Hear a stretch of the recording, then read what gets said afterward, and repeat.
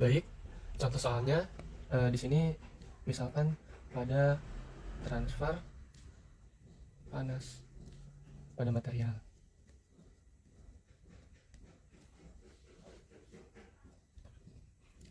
Misalkan soalnya panaskan suatu material dengan distribusi suhu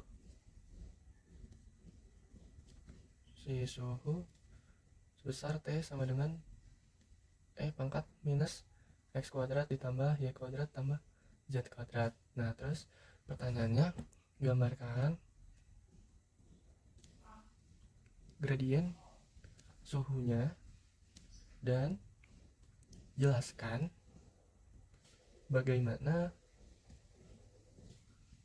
panas ditransfer melalui material. Apakah gradien suhunya divergent atau curve? Nah, berarti kalau kita menemukan soal seperti ini, tandanya kita perlu mengubah fungsi ini T sama dengan E pangkat minus X kuadrat ditambah Y kuadrat tambah Z kuadrat ke dalam gradien terlebih dahulu. Setelah itu kita mencoba menghitungnya dengan divergent atau curve. Oke, kita di sini akan mencari gradiennya dulu ya. Kan fungsinya itu T sama dengan E pangkat minus X kuadrat ditambah Y kuadrat tambah Z kuadrat. Nah, kita ubah dulu ke dalam gradien. Nah, berarti nabla T sama dengan, ini kan rumusnya itu berarti jadi do T per do X untuk vektor I ditambah do T per do Y vektor J dan do T per do Z do T per do Z vektor K. Nah, di sini kita bisa menyelesaikannya menggunakan aturan rantai yang parsial. Nah, jika fungsi ini kita turunkan terhadap X, maka nilainya akan menjadi minus 2X E pangkat minus X kuadrat ditambah Y kuadrat ditambah Z kuadrat pada vektor I-nya. Terus yang dt per dy-nya akan menjadi minus 2YE pangkat minus X kuadrat tambah Y kuadrat ditambah Z kuadrat dengan vektor C. Untuk dt per dz vektor k-nya diparsialkan akan menjadi minus 2ze pangkat minus X kuadrat tambah Y kuadrat tambah Z kuadrat pada vektor K. Nah, melalui hasil gradien ini kita akan mengujinya pada gradien divergen.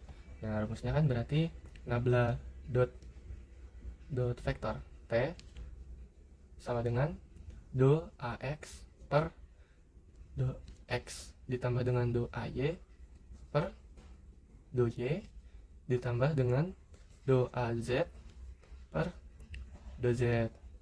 Nah, di sini kita akan mensubstitusikan nilai AX ini ke sini, sehingga nilainya akan menjadi minus 2 do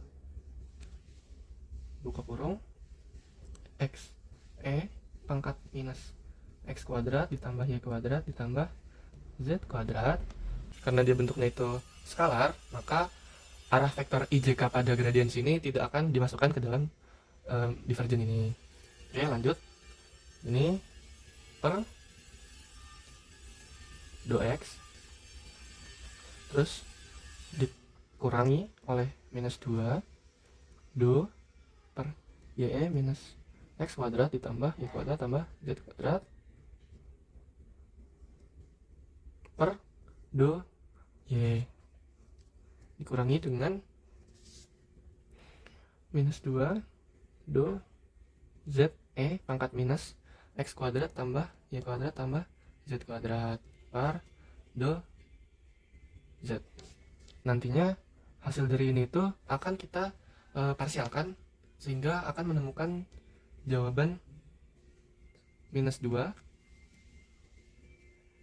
pangkat minus X kuadrat tambah Y kuadrat tambah Z kuadrat dikurangi 2 X kuadrat pangkat minus X kuadrat tambah Y kuadrat tambah Z kuadrat kurung dikurangi 2 pangkat minus X kuadrat tambah Y kuadrat tambah Z kuadrat dikurangi dengan 2 Y kuadrat pangkat minus X kuadrat tambah Y kuadrat tambah Z kuadrat dikurangi dengan minus 2 pangkat minus X kuadrat tambah Y kuadrat tambah Z kuadrat dikurangi dengan 2 Z kuadrat pangkat minus X kuadrat tambah Y kuadrat tambah Z kuadrat. Nah, lalu kita sederhanakan sehingga kita akan mendapatkan nilai minus 2 pangkat minus X kuadrat tambah Y kuadrat tambah Z kuadrat ditambah dengan 4X kuadrat pangkat minus X kuadrat tambah Y kuadrat tambah Z kuadrat dikurangi dengan 2 pangkat minus X kuadrat tambah Y kuadrat tambah Z kuadrat ditambah dengan 4 Y kuadrat pangkat minus X kuadrat tambah Y kuadrat tambah Z kuadrat dikurangi dengan 2 pangkat minus X kuadrat tambah Y kuadrat tambah Z kuadrat tambah dengan 4 Z kuadrat pangkat minus X kuadrat tambah Y kuadrat tambah Z kuadrat. Terus hasilnya akan menjadi minus 6 kan minus 2. Ini kita cari dulu yang sama. Ini kan berarti minus 2 sama ini sama ini sama. Jadi minus 2 dikurangi 2 dikurangi 2 hasilnya minus 6 Terus ini kan beda ya, cuman pangkat minus X kuadratnya sama, berarti bisa kita sederhanakan menjadi 4. Kenapa 4? Karena ini sama ini itu nilainya sama, jadi kita buat lebih sederhana lagi menjadi ini.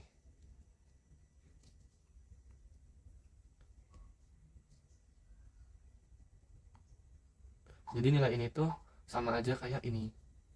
Nah, terus sekarang kita misalkan variabel X, Y, Z pada fungsi ini itu kita asumsikan dengan 1.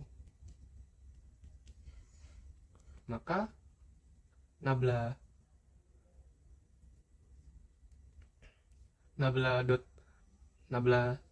T-nya atau gradient divergen pada vektor T ketika X, Y, Z-nya 1 itu dia akan menjadi minus 6 pangkat min 3 ditambah 12 pangkat min 3. Hasilnya 6 pangkat min 3. Selesai. Oke, sekarang kita akan menghitung fungsi T sama dengan pangkat minus X kuadrat tambah Y kuadrat tambah Z kuadrat ketika variabelnya itu kita inputkan sebagai 1. Nah, tadi kan kita sudah dapat ya bahwasanya hasilnya itu hasil dari gradient T-nya kan minus 2 pangkat minus 3 I terus minus 2 pangkat min 3 J minus 2 pangkat min 3 K. Nah, sekarang kita akan menghitung fungsi ini ke dalam gradient curve. Nah, dengan menggunakan rumus pada gradient curve, kita akan mendapatkan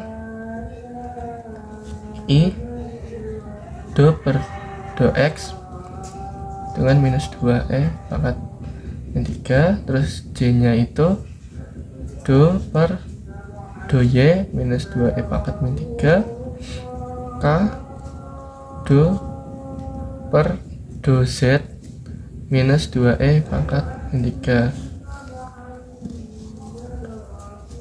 Sehingga gradient curl-nya akan mendapatkan hasil 0. Jadi kesimpulannya, pada gradient suhu dengan nilai X, Y, Z yang disubstitusikan dengan 1, dia tidak akan memiliki rotasi di titik tersebut atau dinamakan irasional. Nah, jadi metode menggunakan gradient curl ini tidak efisien. Mengapa? Karena dalam temperatur suhu atau dalam distribusi suhu, dia ini tidak menghasilkan sebuah rotasi. Sedangkan kalau di dalam gradient divergent, dia itu ada arah vektornya, sehingga metode gradient divergent lebih diuntungkan. Jadi pada soal ini gradientnya itu termasuk ke dalam divergent.